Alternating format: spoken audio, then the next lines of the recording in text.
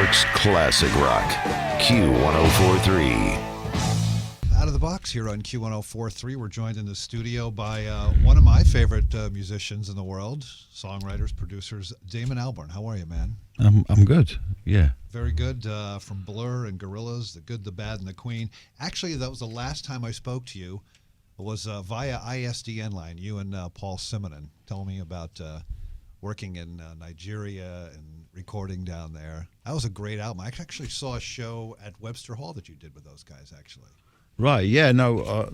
I didn't record with Paul in Nigeria. Oh, but, okay. But that record, The Good, the Bad, and the Queen, it started with a session which didn't really go anywhere with Tony Allen, the drummer in Nigeria. I mean, I had a brilliant time. Yeah. But, so many good players over there, right? I just ended up just sort of a bit under a spell of the whole place, really. That's what I hear. Yeah. So the new solo album you got is called Everyday Robots. And you've said in some interviews recently that, and I guess as a songwriter, as a musician, every sort of project you do is personal. But some people have said, or you have said in some interviews, this is the most personal record for you lyrically. Well, in the sense where, I mean, I'd been working with Richard Russell, co-producing Bobby Womack. And for those who don't know who Richard is, he runs an amazing label called XL. Okay. Probably most famous in this country for signing Adele. Ah, yes. So yeah, we'd had this fantastic experience working with Bobby, and we wanted to do something else, but we weren't kind of sure exactly which way we should go. Should we produce somebody else, or should we try doing something together? We threw around a few ideas, but realised that probably, a middle-aged male pop duo was not the direction to take. Well, there's an interesting video for the song. He came in one day and said, "What I'd like to do is I'd like to produce you," which is kind of strange when two producers sort of have to change their roles. Because I mean, so I basically became the artist, and he became the producer. And at that point, I'd sort of work out what on earth a solo record meant, because for me, I'm naturally a collaborator, and I enjoy just working with people. I've never really sort of felt the necessity to put my name on anything. But anyway, I kind of sort of warmed to the idea, and then I realised that the only thing that would really define it as a solo record would be if it was a very autobiographical piece, and that's how it evolved into Everyday Robots. Did it feel good? Was it a sense of pressure being relieved when all of a sudden you're not producing it anymore? You're sort of giving up that. I'm comfortable in either role. I Right. mean, what was difficult was lyrically making the record a completely personal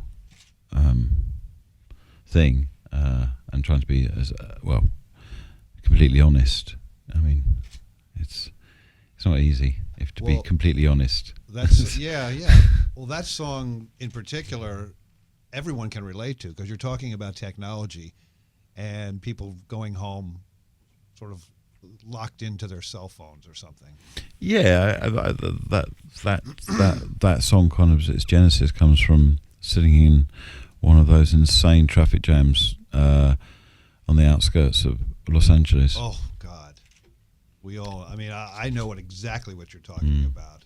I had a 5 o'clock flight, and I left the valley at 2 o'clock.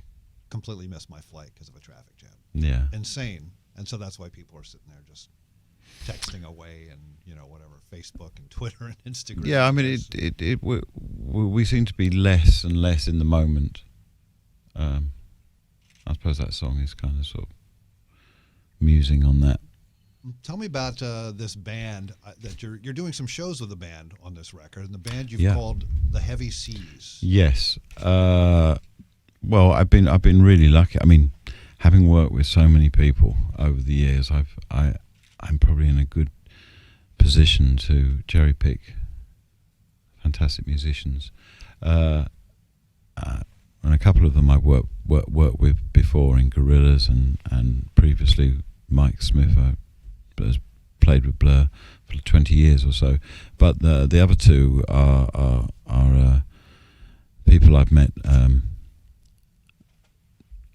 on Africa Express trips, which is a organisation that I helped set up about 10 years ago maybe now, where we kind of organise these exchanges between various countries in Africa and America and Europe. Well, it usually starts with people signing up here, and we take them. I mean, the places we've been to and played have been Nigeria, Mali, Ethiopia, Congo. Wow. So who goes on this? Students or just musicians? Over the years, I mean, I have a list of people that have been. We've had De La Soul, Yes. Okay, so now I Martha know what you're talking about. Wainwright. From America, I'm trying to think of Americans who have been. If I had a list, it would be pretty impressive. Well, but, it's impressive already. Gosh.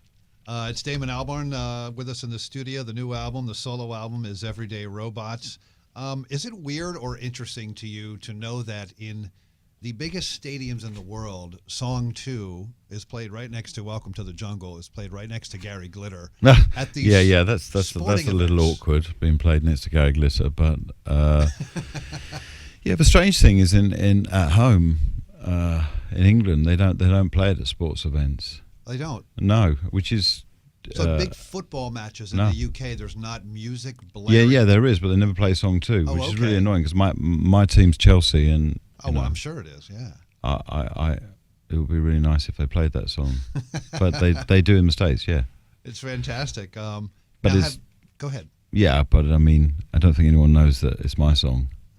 They Well, just I know it know. as. I'm like, there's I mean, the thing here is very difficult for me to sort of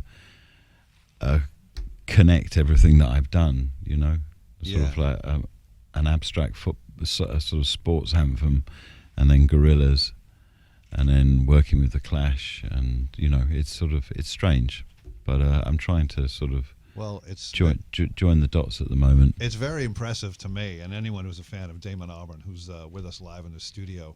Have you recorded any more with Graham Coxon? Because I know that you did some things a couple years ago with him, and you actually did Blur shows, right? In 2013. Yeah, oh God, last year we played everywhere. I mean, we didn't play.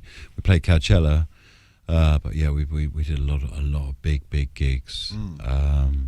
Yeah, that was a sort of that was a nice thing to do, but it's, you know, we're all doing different things now. Right. Okay.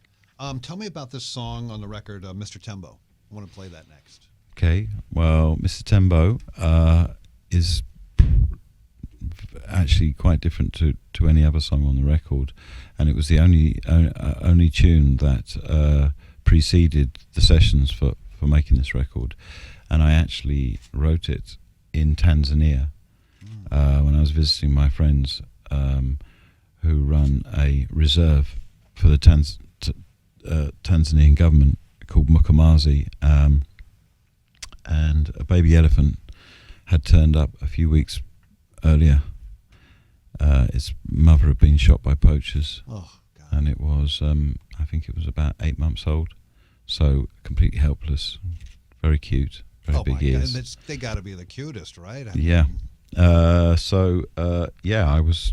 met this elephant, and I'd taken my ukulele with me, and I sort of felt inspired to write a song for him. So I wrote a song called Mr. Tembo, and then I sang it to him, and he was very interested, and then sort of out of the blue he himself. But it wasn't kind of what you would expect. It was kind of sort of elephant formula milk. So maybe kind of poo. He was very punk rock sort of attitude. You know what I mean? Well, I have no idea. I mean, whether he felt nervous or I don't know. It was Poor thing. But no, he's been looked after fantastically by the people there, and it's 2 years. That was 2 years ago, so he's now about 8 foot high. A little bigger, yeah, definitely.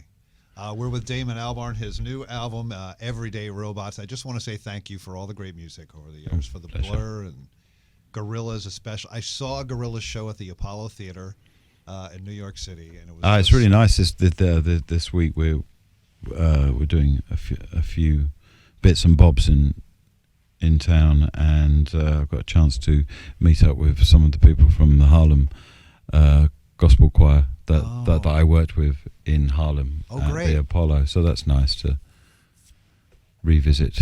Absolutely. Damon, thank you so much. Oh, my pleasure.